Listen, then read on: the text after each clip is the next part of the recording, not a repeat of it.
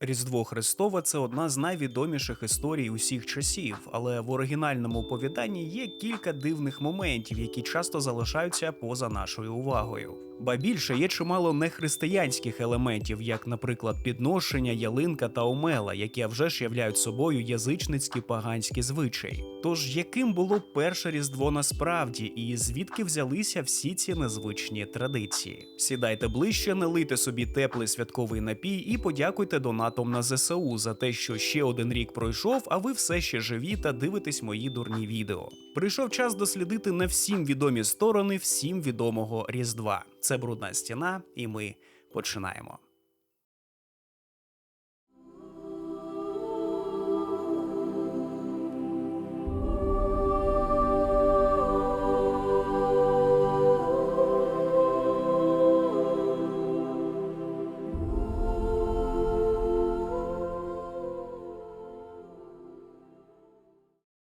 Історія Різдва міститься у Новому Заповіті, а якщо точніше, то у Євангеліях. Євангелії – це 4 напівбіографічні оповіді про життя Ісуса, проте історія його чудесного народження або Різдва згадується лише у 2 із них – у апостолів Матвія та Луки. Вони загалом мають схожу послідовність подій, але, як ми побачимо далі, між ними є суттєві відмінності. Наша святкова оповідь починається приблизно 2000 років тому. У римській провінції Юдея на троні сидить маріонетковий цар Ірод. І ось у невеличкому місті Назареті дівчина на ім'я Марія щойно дізналася, що вагітна. Це стало для неї неабиякою несподіванкою, адже вона жодного разу не займалася сексом. Ще більш дивним є те, що про це їй повідомив ангел, а точніше архангел, а ще точніше архангел Гавриїл. До речі, коли мова йде про біблійну історію, архангел Гавриїл з'являється доволі пізно. До цього він згадується лише один раз у книзі пророка Даниїла зі Старого Заповіту, де він тлумачить дивне видіння, яке переживає сам пророк. Власне, поза Біблією Гавриїл майже рок-зірка. Він з'являється у кількох апокрифах, творах, які вважаються не каноном, бо не вписуються у загальний вайб Біблії. До речі, про апокрифи я вже терміново починаю писати сценарій, бо там дуже багато цікавого. Так ось, один із апокрифів – це славнозвісна книга Еноха, апокаліптичне оповідання про небесну війну проти групи занепалих ангелів. І саме Гавриїл є одним із божих воїнів, поруч із архангелами Михаїлом, Уриїлом та Суриїлом. Втім, схоже, що до часів Нового Заповіту бойові дні Гавриїла вже залишилися далеко позаду, і тепер його завдання – це сповіщати про несподівані вагітності приголомшених підлітків бронзової доби.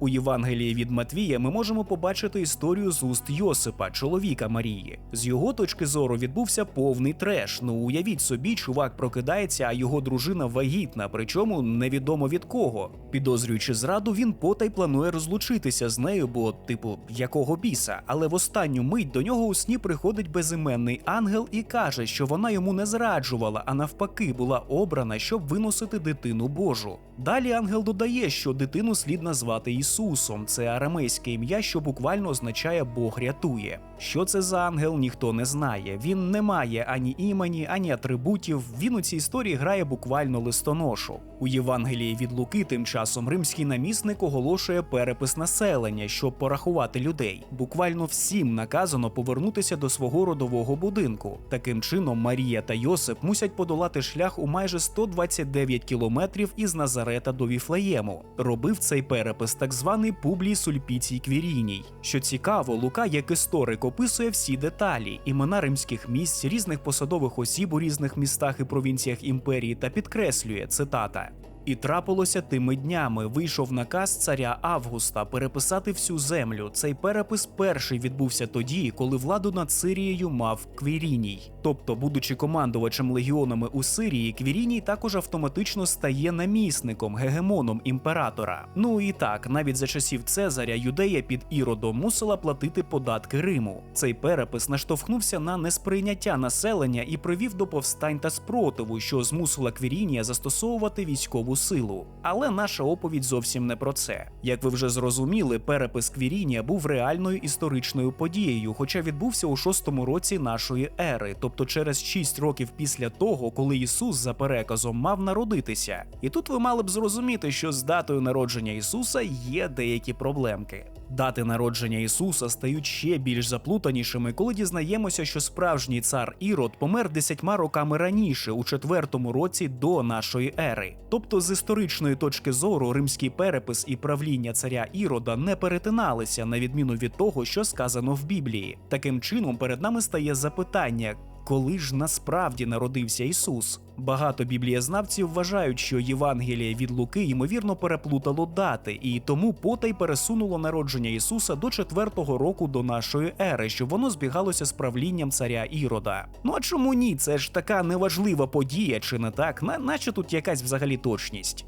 Після виснажливої подорожі у 129 кілометрів шаленої спеки та пустельних пейзажів Марія та Йосип нарешті прибувають до Віфлеєму, але тепер їм потрібно десь зупинитися. Ну і цю частину історії всі знають, їм кажуть оселитися в стайні, бо всі місця в готелі були зайняті. Проте це помилковий переклад. Якщо подивитися на оригінальну мову тексту, койне грецьку, то слово корчма перекладено з терміну каталума. Насправді це слово означає гостьова кімната, тобто запасна кімната в чиємусь домі, призначена для гостей. Звідси й походить припущення, що святе подружжя ймовірно зупинилося в домі якихось своїх родичів. Втім, про якийсь особистий простір мріяти вже ж не доводилось. Це підтверджується і далі в тексті, де їхнє помешкання описується словом «ойкос», грецьким словом, що означає «дім». Таким чином, уся ідея про те, що Ісус народився в стайні – це міф, якого в Біблії немає. Насправді, деякі з найперших християнських мислителів вважали, що Ісус взагалі народився у печері. Але яким би місцем воно не було, там могли бути присутні тварини. В стародавніх палестинських оселях було звично тримати худобу на нижньому поверсі будинку, що й може пояснювати згадку про народження біля годівниці для худоби.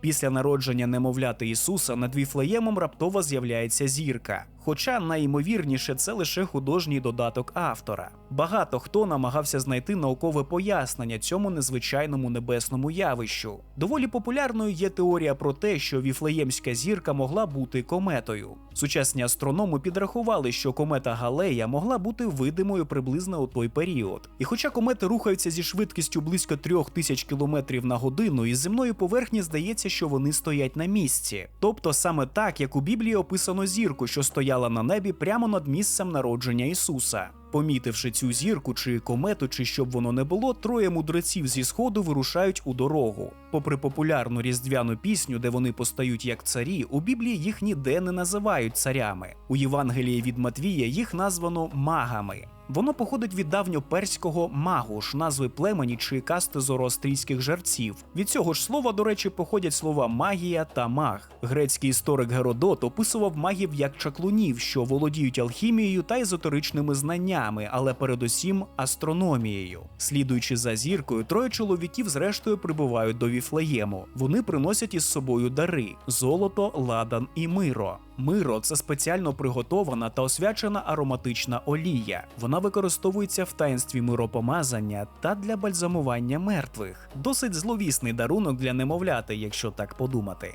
У Євангелії від Луки маги взагалі ніяк не згадуються, натомість до немовляти Ісуса приходять пастухи. Відпочиваючи на пагорбах поблизу Віфлеєму, вони раптом бачать осліплюючий спалах – ангела. І тут Біблія одразу зазначає, що вони страшенно перелякалися цього видовища. Проте божественна істота намагається їх заспокоїти. Не бійтеся, бо сьогодні в місті Давидові народився сам Спаситель.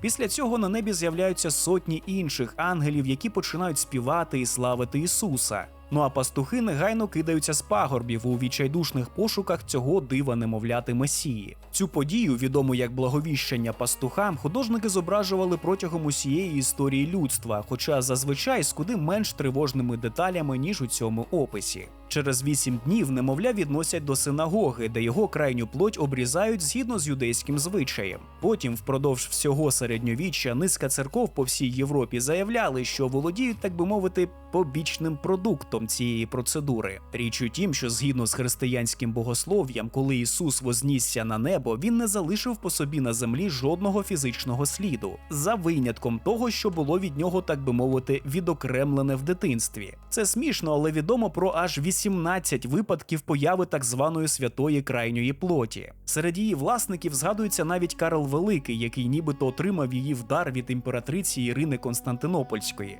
Той факт, що стільки людей заявляли про володіння цією дивною реліквією, свідчить про те, що тут мало місце як мінімум шахрайство. Якщо тільки крайня плоть Ісуса не була дуже довгою.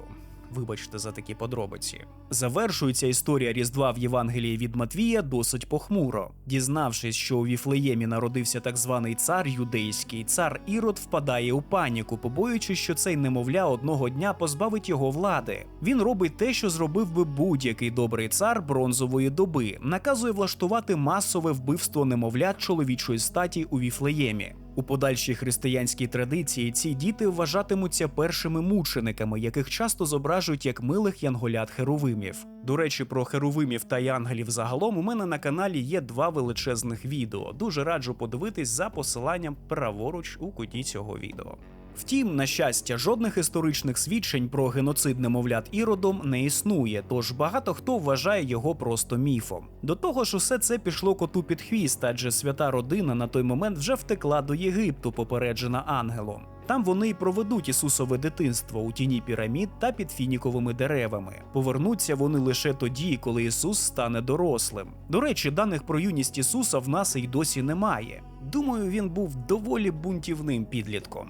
Ну і на цьому біблійна різдвяна історія добігає кінця. Сучасна історія Різдва насправді є поєднанням 2 євангельських оповідей. Ми бачили, що обидві вони загалом розповідають ту саму історію, але деякі події різняться у тих чи інших Євангеліях. З приходом Ренесансу певні образи Різдва почали набувати сталих форм. Хоча, як ми вже бачили, деякі з них, наприклад, стайня з худобою, не зовсім відповідають дійсності. Насправді до різдвяної історії, як і до самого свята, було додано безліч позабіблійних елементів. Наприклад, дата – 25 грудня. У Біблії ніде не сказано, що Ісус народився 25 грудня. Навпаки, за логікою, кожна людина могла б здогадатися, що всі оці пастухи та вівці можуть свідчити про те, що Різдво відбулося навесні. Лише приблизно через 3 століття після подій, описаних у Євангеліях, а саме у 350 році нашої ери, дата 25 грудня була офіційно встановлена. Але чому саме середина зими, чи вибір взагалі був рандомним? Ну, якщо коротко, то вважається, що перші святкування Різдва були приурочені до римського свята Сатурналії. Сатурналії були святом згоди і рівності. На час Сатурналії припинялися всі роботи, а раби сідали до столу разом зі своїми панами, які їм прислуговували. У ці дні зникали не тільки нерівність прошарків суспільства, а й будь-яка ворожнеча. Ба більше, відкладалися суди і виконання вироків над засудженими. У цей час навіть не годилося обмірковувати воєнні плани. Сатурнові приносили жертви, а веселі процесії йшли вулицями міста на бенкети і забави. Батькам родини давали різні пам'ятні подарунки, найчастіше воскові свічки та ляльоки з глини, а приміщення прикрашали плющем та падубом. Після розкішного бенкету зі смаженою свининою та гарячим вином гості обирали володаря всього цього безладу. Його обов'язок полягав у тому, щоб жартувати та розігрувати присутніх. І ось деякі обряди з Сатурналій якраз таки і перейшли до християнської релігії. Сатурналії зазвичай тривали з 17 по 23 грудня, а за ними йшов День непереможного сонця – Сол Інвіктус. Це свято відзначали 25 грудня, і воно знаменувало собою зимове сонцестояння – найкоротший день року. Коли християнство стало офіційною релігією Римської імперії, Сатурналії поступово втратили популярність і згодом були замінені Різдвом. Ми знаємо небагато про те, як саме відзначали ранні Різдва, адже головним святом у церковному календарі тоді був Великдень. Проте, як вже можна побачити, багато елементів Сатурналії, дарування подарунків, адвентські свічки та святкові бенкети збереглися до сьогодення. Коли цей мейнстрім, тобто християнство, поширилося за межі Римської імперії серед язичницьких племен Північної Європи, воно швидко поглинуло майже усі місцеві народні традиції. Наприклад, германські та балтійські народи прикрашали сосни горіхами, ягодами і маленькими амулетами. Кельти вірили, що омела має чарівні властивості і символізує родючість. Друїди підвішували гілки омели над дверима, щоб відігнати відьом та демонів. Окрім цього, варто зазначити і про доволі стрьомні традиції кельтів. А тепер приберіть, будь ласка, дітей від екранів. Я не жартую.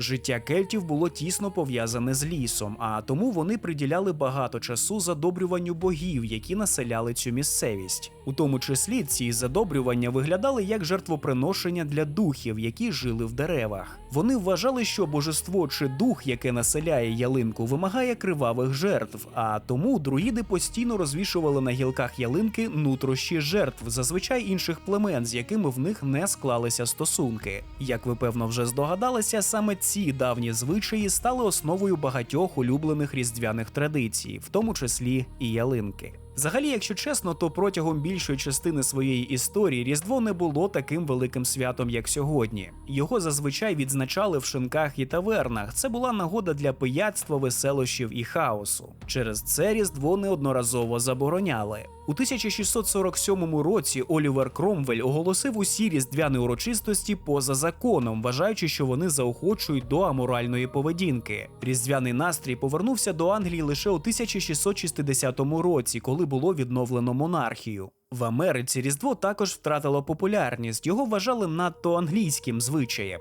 І лише у 19 столітті свято пережило відродження. Такі письменники, як Чарльз Діккенс, наприклад, прагнули повернути Різдву популярність, поставивши на перше місце сімейні цінності та людяність. Їхні книги полонили уяву читачів і допомогли Різдву повернутися до календаря, уже як тепле, душевне зимове свято, яким ми його знаємо сьогодні.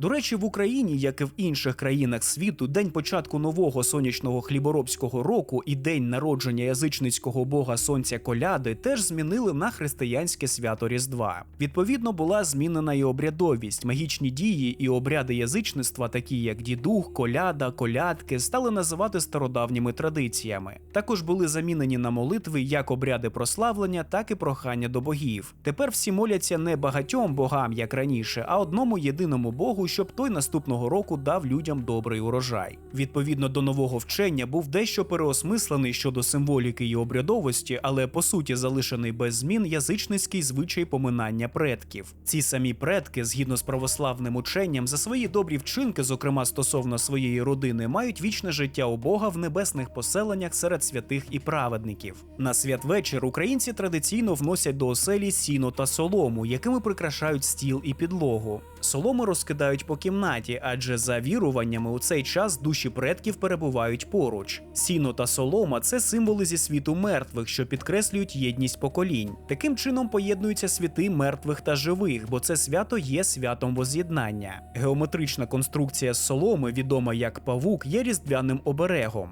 Дослідники вбачають у цьому символ впорядкованого світу, що оновлюється в різдвяний час. Ще один важливий атрибут – дід. Коли українці відзначали закінчення жнив, то останнього снопа урочисто заносили до комори зі словами «щоб велося від хліба до хліба». На святвечір його вносили в дім, і протягом різдвяних свят дід стояв на покуті. Саме перед дідом на сіно господиня ставить миску з кутею і глечик з узваром. Дід символізує предків і добробут, а також родючість і достаток у новому році. Традиція прикрашати ялинку в українські домівки прийшла із Західної Європи. Найбільше вона була поширена в німецькомовних народів, австрійців, німців і так далі. Деякі з цих народів ялинку не ставили. Натомість вони підв'язували її гілку до головної балки під стелею у дерев'яній хаті, вершком донизу. Це була така прикраса. На Галичині ялинки почали з'являтися у містах у 1920-1930-х роках. Проте, і я думаю, що вас це не здивує, в радянський період ця традиція з ялинкою стала масовою, витіснивши собою діда. Різниця між ялинкою і дідом величезна, і культурна, і смислова, і семантична. Хоча б тому, що ялинка постояла тиждень чи два, і її викинули як якийсь труп. Снопа соломи ж ніхто не викидав, бо він приносить користь. Радянська влада використовувала ялинку як інструмент для розмивання традиційної української різдвяної символіки та поширення новорічних свят, підкріплених ідеологією. У всіх має бути ялинка, бо ви всі однакові, як консерви з конвеєра. Ні, досить. Такого лайна нам і безкоштовно не треба. Але не будемо про сумне. Я думаю, що Різдво стало таким популярним, тому що воно вже не є суто релігійним святом. Хоча багато хто і досі шанує його духовний зміст, інші ж просто радіють нагоді зібратися з родиною та друзями та наїстися як свинюка. Тому, як би ви не святкували цей період року або не святкували його зовсім, бажаю вам миру та щастя у всьому, за що б ви не взялися, а також щоб ця страшна війна нарешті закінчилася нашою перемогою. Ну а на цьому все, друзі. Дякую кожному та кожній, що додивилися це відео до кінця. Зараз саме час підписатися на канал, щось написати, щось натиснути, бо саме таким чином ви підтримуєте український YouTube. Ну а якщо вам сподобалось настільки, що хочеться підтримати канал фінансово, то це можна зробити тут на YouTube, ставши спонсором, або на платформі BuyMeACoffee, QR-код на яку ви зараз бачите на моєму обличчі. Не дайте Росії забрати у вас щастя та внутрішнє сяйво. Щасливого Різдва, мирного вам неба та смерть російським окупантам. Peace.